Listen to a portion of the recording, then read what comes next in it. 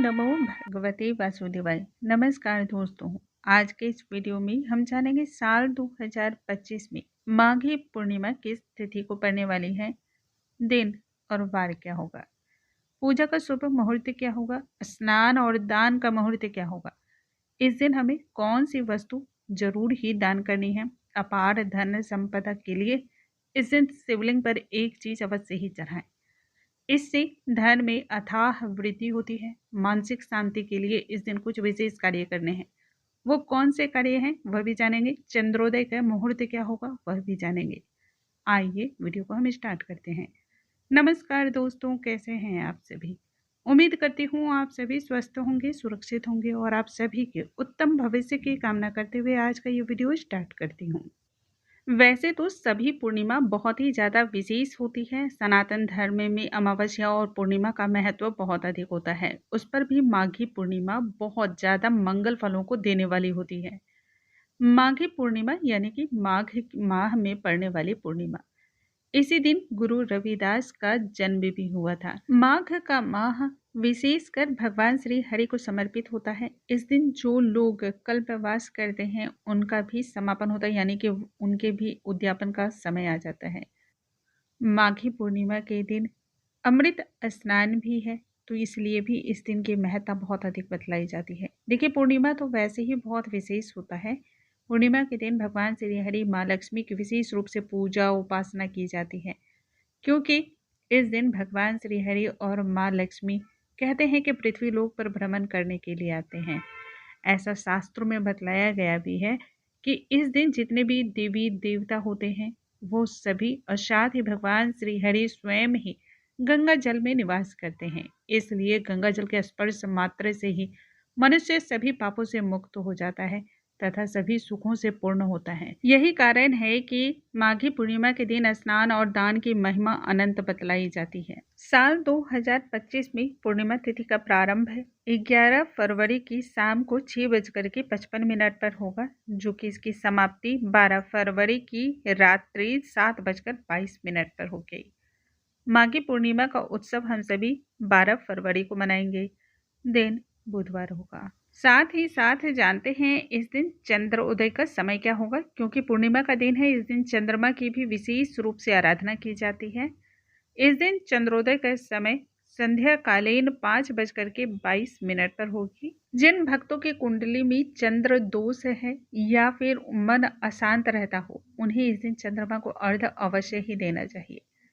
चंद्रमा का अर्घ्य जो है ना, वह 5:22 से लेकर 7:22 तक के बीच का है। आप इस बीच में कभी भी अर्घ्य दे सकते हैं। चंद्रमा को अर्घ्य देने के लिए यदि संभव हो सके तो चांदी का पात्र लें, नहीं तो पीतल के पात्र में आप जल दूध मिश्र करके रख लें, उसमें थोड़ा सा मिश्री डालें या फिर आप शक्कर भी डाल सकते हैं।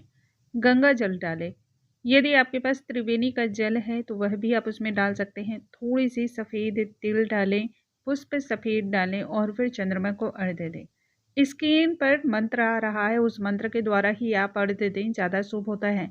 और यदि मंत्र बोलने में असक्षम हो तब सिर्फ चंद्रदेव का ध्यान करके भी आप अर्घ्य को प्रदान कर सकते हैं। माघी पूर्णिमा की समाप्ति के साथ ही साथ जो आरंभ हो जाएगा वह है फागुन का माह, जो कि हिंदू धर्म के अनुसार सबसे अंतिम माह कहलाता है। इसके बाद हमारे नए वर्ष के आरंभ हो जाएंगे, यानी कि चैत्र से नए वर्ष का आरंभ हो जाता है। तो माघी पूर्णिमा के दिन स्नान और दान की महिमा अनंत बतलाई जाती है। इस दिन गंगा स्नान अवश्य ही करना चाहिए।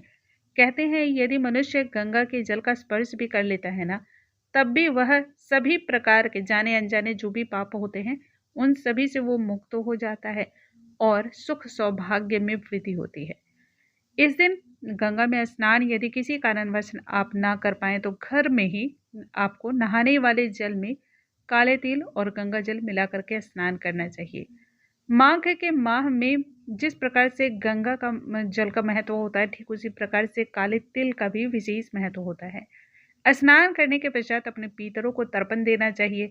पितरों को तर्पण देने के लिए काले तिल मिला करके तर्पण देने से हमारे पितर पूर्वज प्रसन्न होते हैं, हमें आशीर्वाद देते हैं। शास्त्र हमारा कहता है इस दिन स्नान के बाद यदि दान पुण्य किया जाए या फिर धार्मिक किसी भी कार्य को किया जाए तो वह शीघ्र ही फल को प्रदान करने वाले होते हैं। इसलिए स्नान करने के बाद दान देना चाहिए। स्नान और दान का मुहूर्त जानते हैं।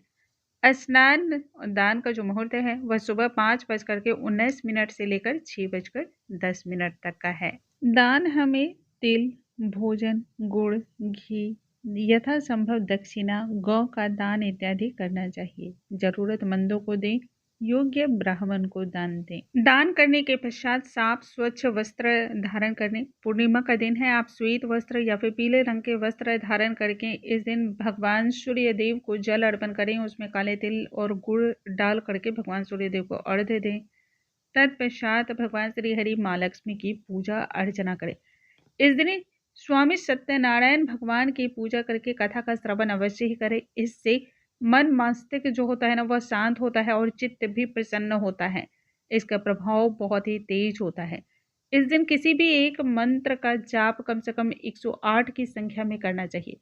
भगवान श्री हरि के किसी भी एक मंत्र जो भी आपको आसानी से सरलता से आप बोल सकते हैं उस मंत्र के द्वारा जाप करें और 108 की संख्या में हवन करना भी ब्रह्म लोक को प्रदान करने वाला होता है, मोक्ष को देने वाला होता है। लक्ष्मी प्राप्ति के लिए इस दिन एक बहुत ही सरल सा उपाय अवश्य ही करें, अथाह धन की प्राप्ति होती है। एक दिन पहले ही आप चावलों को चुनकर रख लें। चावल अखंडित होने चाहिए, यानी कि साबुत होने चाहिए, साफ सुथरे होने चाहिए।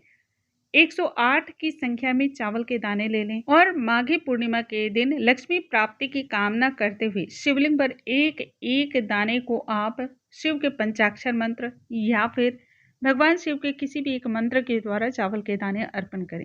आप देखेंगे कि धन प्राप्ति में जो आपको कठिनाई आ रही थी या फिर आपको आर्थिक जो समस्या आ रही थी उसमें आपको जल्द ही राहत मिलने लगी है। अपार धन के रास्ते जो मार्ग होते हैं वह खुलने आरंभ हो जाते हैं। यदि आपने संगम में स्नान किया है या गंगा के तट पर स्नान किया है तब इसे कल्पवास कहा जाता है। तो कल्पवास का भी इस दिन समापन हो जाता है। सभी पूजा पाठ की जब समाप्ति हो जाती है तब हवन भी अवश्य करें। देखिए, हवन के माध्यम से जो है ना हम जो भी चीज़ अर्पण करते हैं वह सीधे भगवान तक पहुंचती है। इसलिए हवन जो है ना पूर्णता को देने वाला होता है।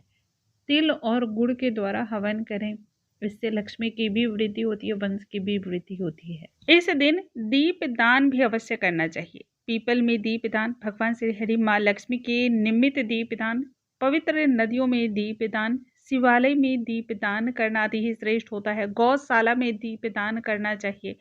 दीप दान की महिमा पूर्णिमा के दिन और अमावस्या के दिन जो होती है ना वह बहुत अधिक होती है। तो आपसे जितना बन पड़ता है उतना जरूर करना चाहिए। पूर्णिमा का व्रत रखने वाले और न रखने वाले दोनों ही एक कार्य जरूर करें। इससे लक्ष्मी की भी वृद्धि होती है, वंश वृद्धि होती है, भाग्योदय होता है, शत्रु बाधा भी शांत होती है और समाज में मान प्रतिष्ठा की प्राप्ति होती है। इस दिन एक पात्र में काले तिल और उस पर गुड़ रख करके दान करना चाहिए। यदि आप ऐसा करते हैं तो ज़रूर ही आपको इससे बेनिफिट होता है, बहुत ज़्यादा इससे फ़ायदे होते हैं। इसका प्रभाव आप तुरंत देख भी सकते हैं।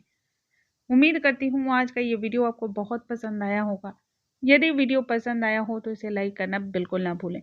अगले वीडियो में हम नई जानकारी के साथ फिर से मिलेंगे। तब तक के लिए नमस्कार दोस्तों।